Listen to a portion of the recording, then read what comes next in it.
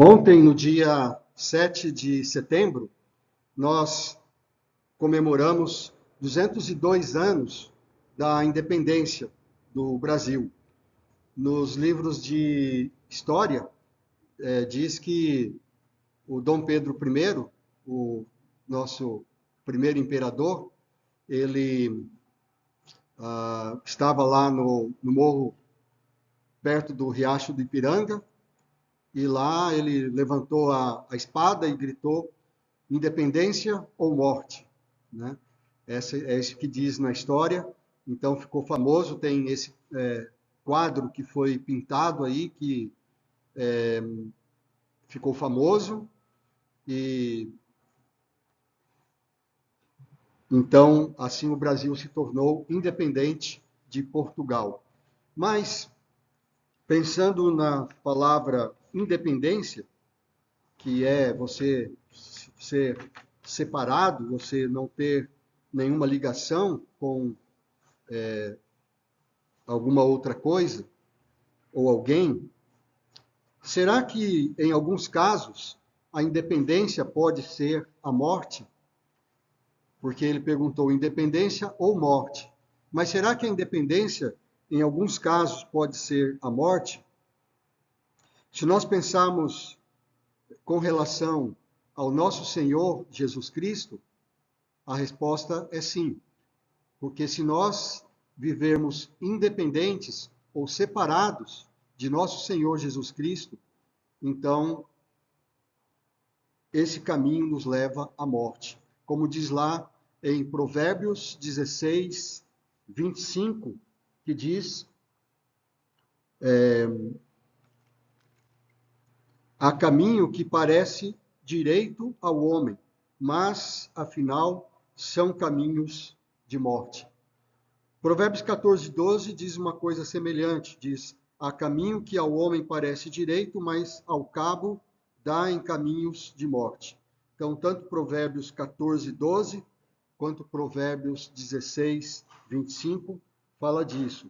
E justamente o caminho de quem busca ser independente de nosso Senhor Jesus Cristo, leva esse caminho, pode parecer certo, pode parecer correto, mas ele certamente vai levar à morte.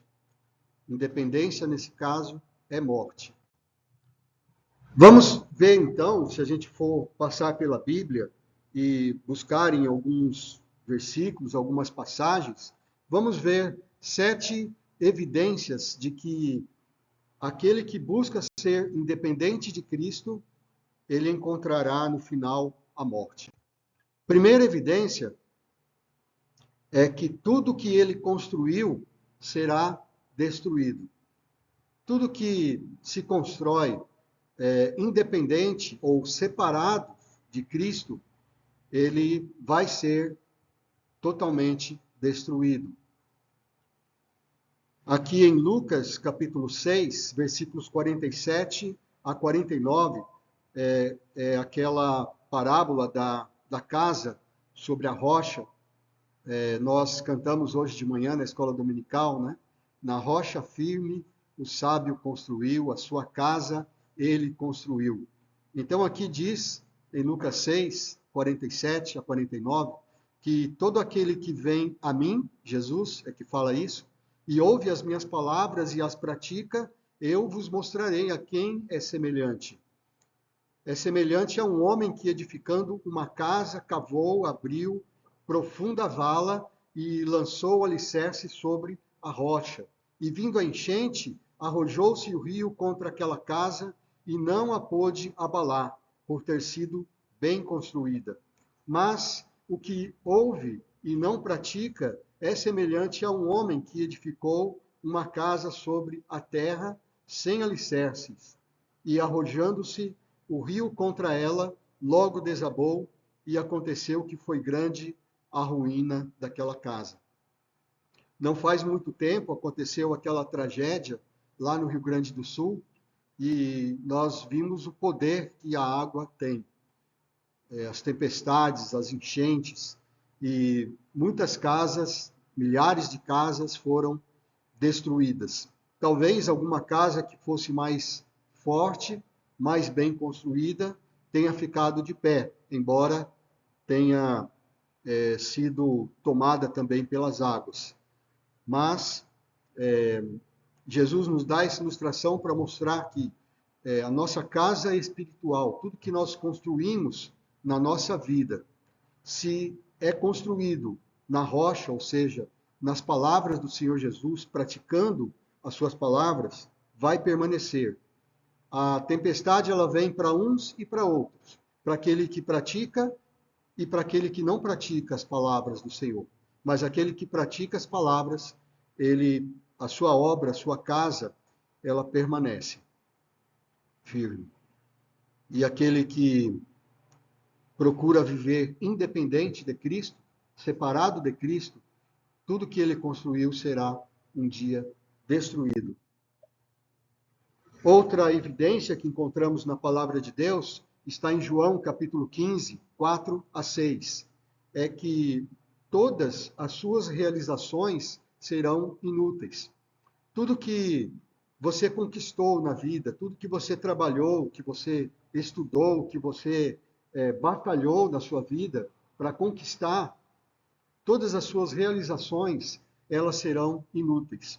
Até mesmo se você fizer obras de caridade, se você for uma pessoa que conseguiu ficar bem na vida, conseguiu uma boa estabilidade financeira e você ajuda outras pessoas, mas se você não estiver ligado a Cristo, isso não vai te adiantar, porque, como diz lá em 1 Coríntios, capítulo 13, mesmo que eu dê todos os meus bens aos pobres, mesmo que eu entregue meu corpo para ser queimado, se eu não tiver amor, nada disso aproveitará.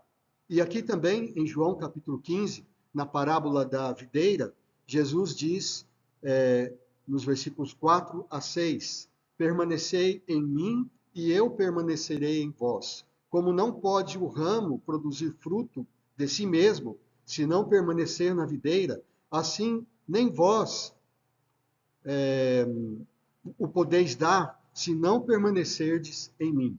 Eu sou a videira, vós os ramos. Quem permanece em mim e eu nele, esse dá muito fruto, porque sem mim nada podeis fazer. Se alguém não permanecer em mim, será lançado fora, à semelhança do ramo, e secará. E o apanham e lançam no fogo e o queimam.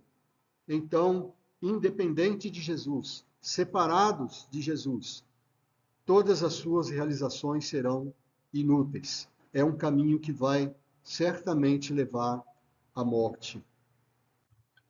Uma terceira evidência que encontramos na palavra de Deus está em Romanos capítulo 10, versículos 13 a 14. Quem procura viver independente de Cristo, separado de Cristo, para ele não haverá salvação. Não haverá salvação para a sua alma. A salvação é somente em Jesus. Aqui em Romanos, capítulo 10, 13 a 14, diz que todo aquele que invocar o nome do Senhor será salvo. Como, porém, invocarão aquele em quem não creram? E como crerão naquele de quem nada ouviram? E como ouvirão se não há quem pregue? E na sequência, ele diz, ele cita um versículo do Antigo Testamento: quão formosos são os pés daqueles que levam aos outros as boas novas. Por isso que é importante nós falarmos de Cristo, nós darmos o nosso testemunho. Como nós vimos hoje na escola dominical, em Hebreus capítulo 12, por causa daquela nuvem de testemunhas, pessoas que deram suas vidas, pessoas que viveram um caminho de fé, nós devemos imitá-los. E olhando para o próprio Senhor Jesus, também cantamos hoje, olhando para Cristo, o grande autor da salvação. Olhando para Cristo, o que ele fez por nós na cruz. Cantamos também no hino 550, meditai no seu amor, meditai no que ele fez. Então, baseados nisso, levantemos, anunciemos o Evangelho e demos o nosso testemunho ao mundo, porque quem não ouvir o Evangelho, ele não tem esperança, não tem salvação para a sua alma. Quem não invocar o nome do Senhor não terá salvação. Então, se alguém estiver buscando isso, ser independente de Cristo, separado de Cristo, não há salvação para a sua alma. Uma quarta evidência que encontramos na palavra de Deus, de que aquele que procura viver independente de Cristo, ele está caminhando um caminho da morte, é que não haverá esperança para ele. Não haverá esperança para quem quer viver longe de Cristo, independente de Cristo, separado de Cristo. Em Efésios capítulo 2, versículos 12 e 13, Paulo fala sobre os povos, os gentios, aqueles que não conheciam a Deus, porque Deus separou para si um povo, o povo judeu, para proclamar, para anunciar ao mundo que há um Deus verdadeiro, Criador dos céus e da terra, mas os gentios, que eles chamavam também de bárbaros naquele tempo, eles nunca tinham ouvido falar, não conheciam. Então ele diz aqui em Efésios 2, 12 e 13, ele está falando para gentios, naquele tempo estáveis sem Cristo, separados da comunidade de Israel e estranhos às alianças da promessa, não tendo esperança e sem Deus no mundo. Mas agora, em Cristo Jesus, vós que antes estáveis longe, fostes aproximados pelo sangue de Cristo. Lembra que lá em Efésios, lá em Éfeso, eles tinham lá como deusa a Diana, a deusa Diana. Eles tinham um grande templo ali para a deusa Diana, até aconteceu um grande tumulto ali quando eles se sentiram ameaçados, quando Paulo começou a pregar o evangelho ali. Mas, pela graça de Deus, muitos se converteram. E então passaram a ter esperança. Mas, para aquele que quer ser independente de Cristo, para esse não há esperança. É um caminho que leva à morte. Uma quinta evidência que encontramos na palavra de Deus está em Hebreus capítulo 9, 22 e 28. É que aquele que busca ser independente, separado de Cristo, não receberá remissão de pecados. Os seus pecados não serão perdoados. Todos nós somos pecadores, todos nós pecamos. Não existe nenhum santo no sentido de sem pecado no mundo. O único sem pecado foi o Senhor Jesus Cristo. Mas existem os pecadores perdoados e existem os pecadores que não receberão perdão, porque não buscaram em Jesus Cristo. Somente em Cristo, somente o sangue derramado do Senhor Jesus Cristo é que traz remissão para os nossos pecados. Por isso precisamos clamar a Ele, precisamos orar, aceitar a salvação que Ele nos oferece.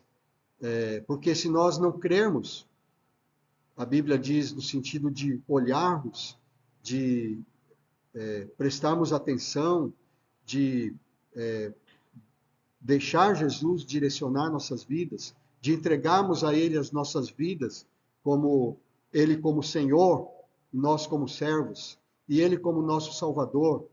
Se nós não fizermos isso, não receberemos a remissão de pecados.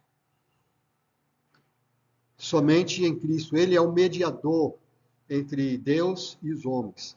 Somente nele a salvação. Não há nenhum outro nome dado entre os homens, pelo qual importa que sejamos salvos. Então, aqui em Hebreus 9, 22 e 28, diz de 22 e 28, né, lendo os dois versículos separadamente. O primeiro versículo diz que, com efeito, quase todas as coisas, segundo a lei, se purificam com sangue, e sem derramamento de sangue não há remissão. E pulando para o versículo 28, diz que, assim também Cristo, tendo se oferecido uma vez para sempre para tirar os pecados de muitos, aparecerá segunda vez sem pecado aos que o aguardam para a salvação. Então, um versículo diz que sem derramamento de sangue não há remissão. E mais no final do versículo, ele diz que Cristo fez isto. Ele derramou seu próprio sangue para que houvesse remissão, para que houvesse perdão dos pecados.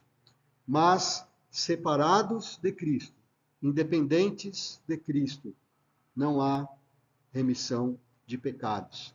É um caminho que certamente vai levar à morte. Uma sexta evidência que encontramos na palavra de Deus está em Hebreus, capítulo 11, versículo 6, e também capítulo 12, versículo 2. Quem busca independência de Cristo, estar separado de Cristo, não seguir a Cristo, ele não poderá agradar a Deus. E o mais importante nessa vida é nós agradarmos a Deus, agradarmos o nosso Criador. Mesmo aqueles que não são cristãos, aqueles que buscam outros deuses, porque a gente diz que existe só um Deus, é verdade, só existe um Deus verdadeiro, mas também existem muitos deuses falsos.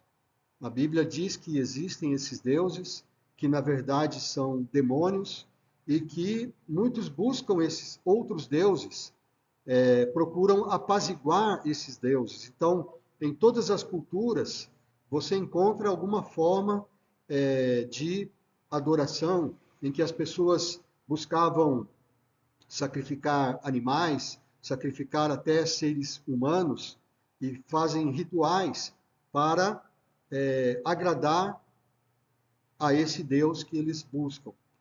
Então nós nascemos, todos nós seres humanos, independente se somos cristãos ou não, nós nascemos com isto no nosso coração. Nascemos com um vazio no coração. Foi Calvino que disse, se não me engano, que nós nascemos, que a nossa alma, ela busca um refúgio, e esse refúgio só descansa, a nossa alma só descansa quando encontra refúgio em Deus.